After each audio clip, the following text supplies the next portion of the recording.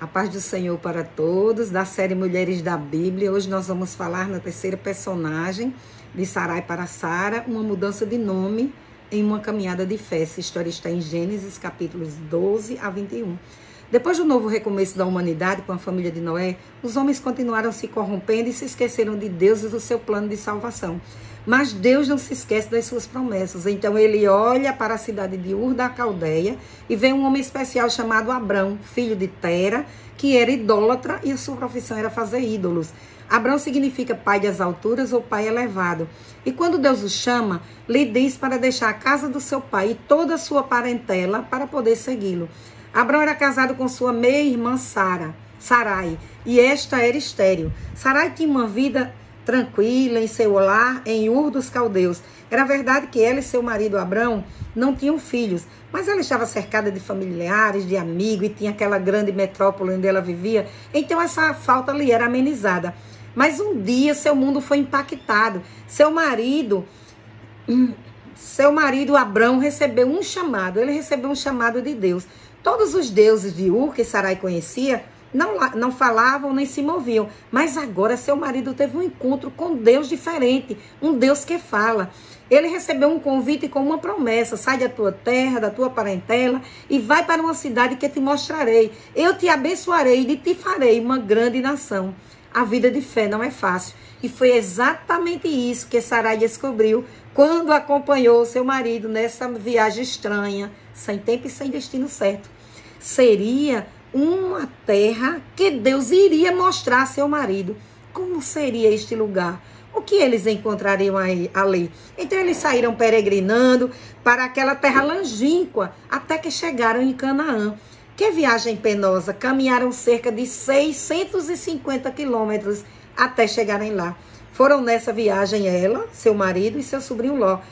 Detalhe: seu marido tinha 75 anos quando recebeu o chamado de Deus e Sarai tinha 65 anos quando se dispôs a seguir seu marido nessa viagem de fé e de coragem. Ao chegarem em Canaã, Deus os promete que aquela terra como herança para as suas gerações futuras. Só que eles não tinham filhos porque ela era estéril.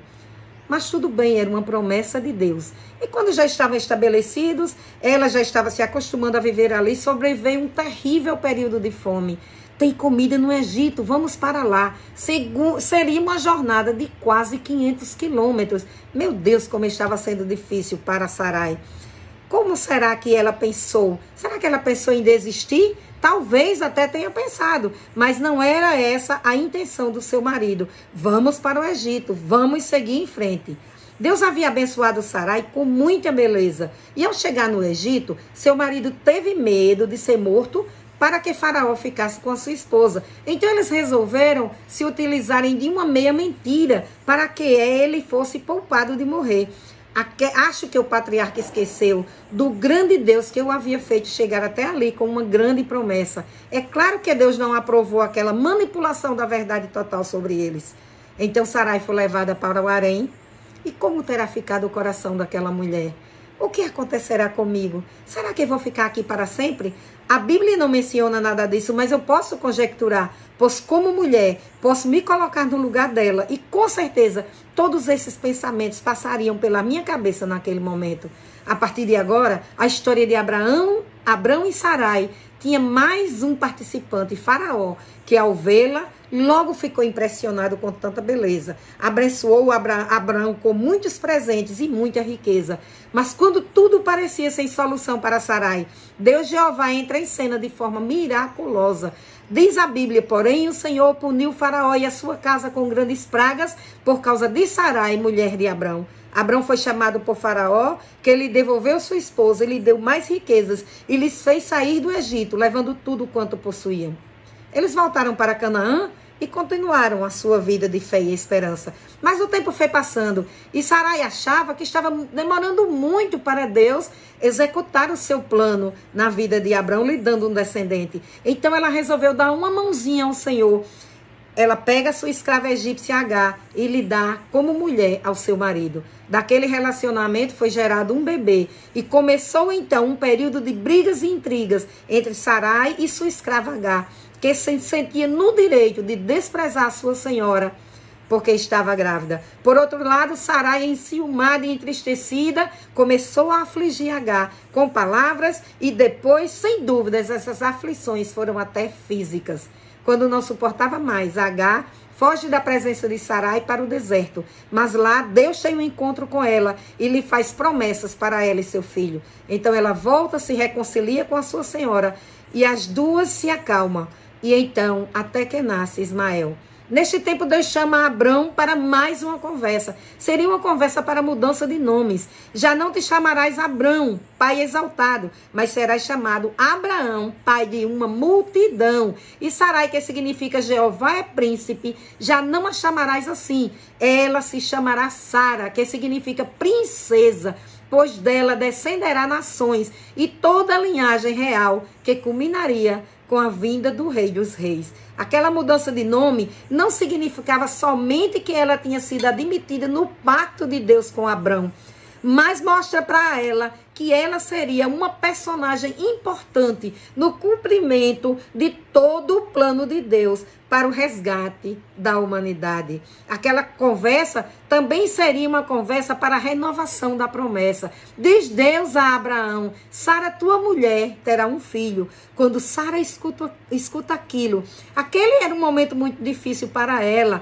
que ao pensar na impossibilidade de gerar, o riso brotou em seus lábios. A Bíblia diz: riu-se Sara, porque Deus demorou tanto para cumprir sua promessa. Ele não vê que agora não tenho mais possibilidades. Eu tenho certeza que este questionamento passou pela cabeça de Sara. Depois de receber um nome tão inspirador, é claro que Sara gostaria de fazer jus a ele, ter confiança suficiente para crer que a promessa se cumpriria. A fé é um músculo, minhas queridas, é como um músculo. Tem que ser exercitado e com o tempo adquire mais força e aumenta de tamanho, como um músculo que é a fé. Todas as vezes que você exercita, está adquirindo forças para o dia de hoje e esperança para o dia de amanhã. Então Sara lembra que o Senhor falara a Abraão que ela se tornaria nações. Reis de povos procederiam dela. Ela passa a pensar nas palavras que o anjo disse para eles. Acaso haveria alguma coisa demasiadamente impossível para Deus?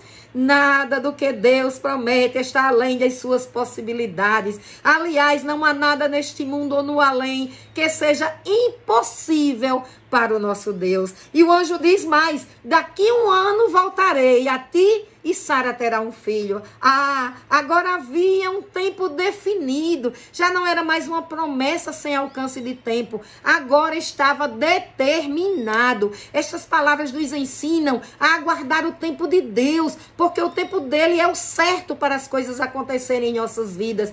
Precisamos entender que na escola da espera de Deus, ele vai nos ensinando e nos transformando enquanto esperamos. Olha que manchete legal daria essa história. Abraão aos 100 anos e Sara aos 90 anos são pais de uma criança linda e robusta do sexo masculino. E ainda outro milagre, pois o corpo cansado de Sara sustentou a vida do seu bebê enquanto o amamentava. Deus transformou a estéril Sara em uma alegre e cuidadosa mãe. O casal então coloca o nome daquele bebê tão esperado, Isaque, que significa ele ri. Agora, o motivo do riso não era de desconfiança ou de desapontamento. O motivo do riso era a bendita promessa cumprida, mesmo que por um tempo tão demorado. Não importa o tempo da demora, quando a promessa se cumprir,